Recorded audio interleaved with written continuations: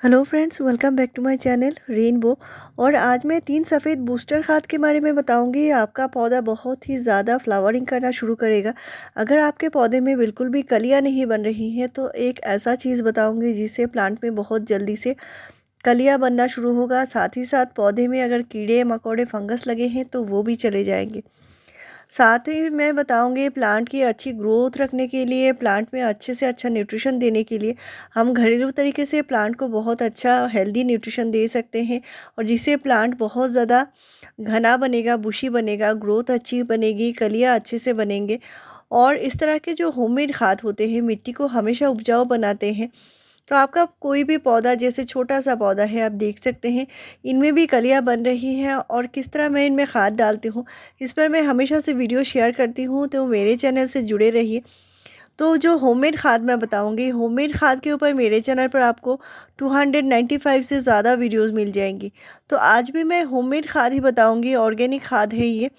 और इनसे प्लांट की जो तने हैं वो भी मजबूत बनेंगे, पत्तियां जो आएंगी लशक्रीन बनेंगी।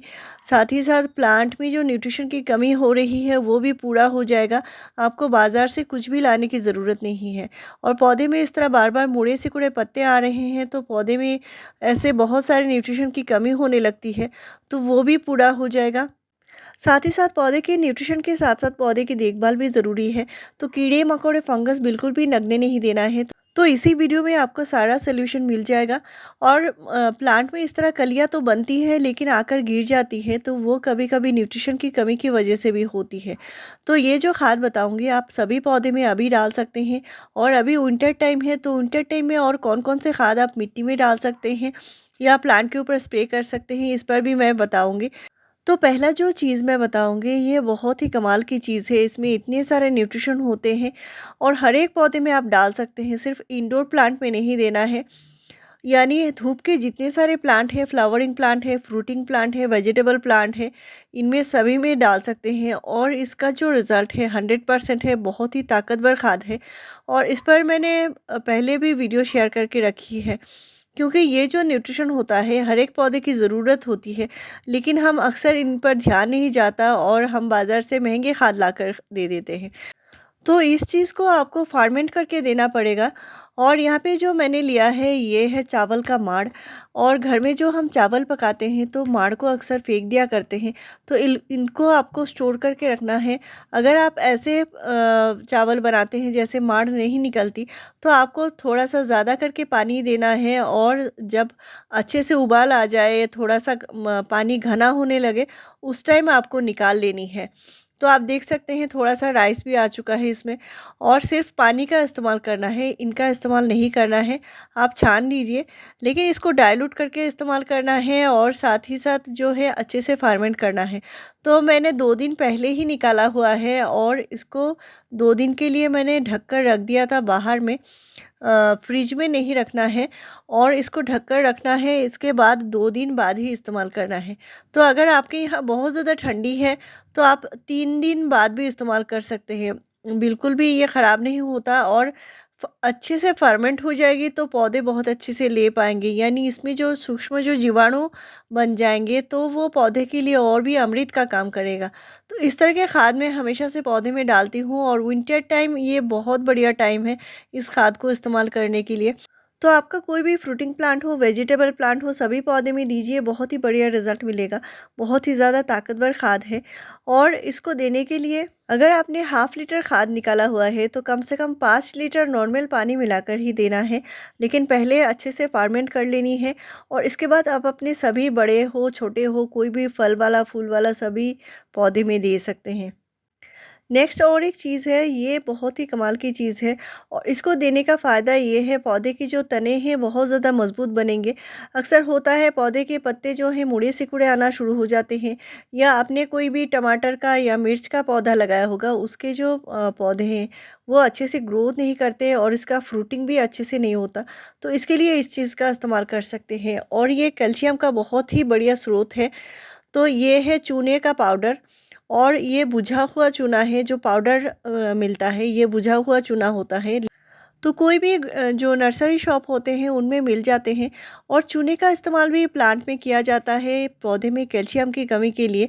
और इस तरह मिट्टी में बार बार कीड़े लग रहे हैं, चींटियाँ लग रहे हैं, तो आप चूने का इस्तेमाल कर सकते हैं। आपके जो पौधे हैं, पौधे के स्टेम्स मोटे होने लगेंगे, पौधे के तने जो है मजबूत बनेंगे। और ये जो कैल्शियम है बहुत ज़रूरी चीज़ है पौधे के लिए। सिर्फ थोड़ा सा ही इस्तेमाल करना है। यहाँ पे मैंने 1 पिंच जितना लिया है और इसको अच्छे से पानी के साथ डाइल्यूट करना है। तो ये जो कैल्शियम बना है इसको आपको कम से कम 2 से 3 महीने के गैप में देना होगा। बहुत जल्दी जल्दी रिपीट नहीं करना है। और इसके बदले में आपको अगर पान के शॉप में से चूना लेते हैं तो उसको भी इस तरह अच्छे से डाइल्यूट करना पड़ेगा। यानी 1 पिंच लेना है और इसको कम से कम 2 से 3 ग्लास पानी मिलाकर अच्छे से डाइल्यूट करके ही पौधे में डालना है। लेकिन मिट्टी हल्की मॉइस्ट रहे तभी देना है। नेक्स्ट और एक चीज़ है जिससे प्लांट में कलियाँ बहुत जल्दी से बनेंगी। प्लांट में अगर कलियाँ आती हैं लेकिन गिर जाती हैं वो भी ठीक होगा। प्लांट में बार बार कीड़े मकोड़े लग रहे हैं, फंगस लग रहे हैं, मिट्टी में कीड़े मकोड़े हैं, तो वो भी ठीक हो जाएगी। और इसके लिए ये सफ़ेद चीज़ लेनी है 1 चुटकी। और ये बहुत ही कमाल की चीज़ है। आपके पौधे में अचानक से पत्ते पीले होने शुरू हो चुके हैं, बहुत सारे पत्ते अचानक से पीले हो रहे हैं, तो ये फंगस की निशानी हो सकती है। और इसके लिए भी आप इसका 1 पिंच इस्तेमाल कर सकते हैं मिट्टी में।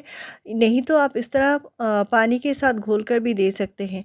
तो मैंने 1 पिंच से थोड़ा ज़्यादा लिया है। इसको अच्छे से डाइल्यूट करना पड़ेगा। और ये है बेकिंग सोडा, यानी ये जो घर में जो हम इस्तेमाल करते हैं मीठा सोडा जो होता है ये है। और ये बेकिंग पाउडर नहीं है, सोडा अलग होता है और पाउडर बेकिंग पाउडर अलग होता है। तो ये मीठा सोडा है और आपको किसी भी ग्रोसरी शॉप में आसानी से मिल जाएगी। तो ये बेकिंग सोडा बहुत ही कमाल की चीज़ है, इससे प्लांट में बहुत जल्दी से फ्लावरिंग शुरू होती है। जिस भी किसी प्लांट में फ्लावरिंग नहीं हो रही है, बहुत दिन हो चुके हैं, तो इसको आप दे सकते हैं। और आप अपने गुड़हल के पौधे में, गुलाब के पौधे में महीने में 1 बार इस्तेमाल कर सकते हैं। आपका पौधा बहुत ही बढ़िया से फ्लावरिंग करेगा। तो इस तरह से बहुत सारे ज़रूरी जानकारी जो मैं हमेशा देती रहती हूँ।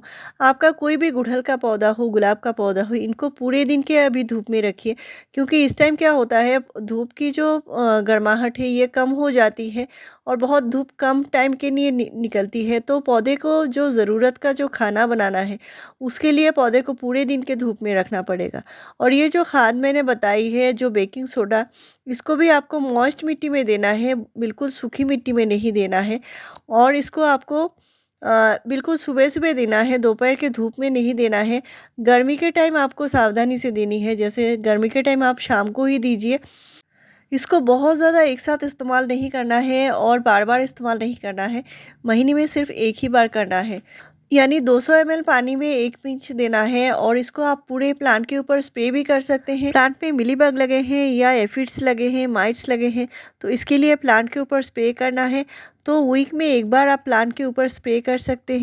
तो इस बेकिंग सोडा का इस्तेमाल आप प्लांट में करेंगे तो आपके बहुत सारी समस्या ख़त्म हो जाएगी। तो ऐसे ही बढ़िया जानकारी पाने के लिए मेरे चैनल को ज़रूर सब्सक्राइब कीजिए, लाइक शेयर और कमेंट कीजिए। वीडियो पूरा देखने के लिए थैंक यू।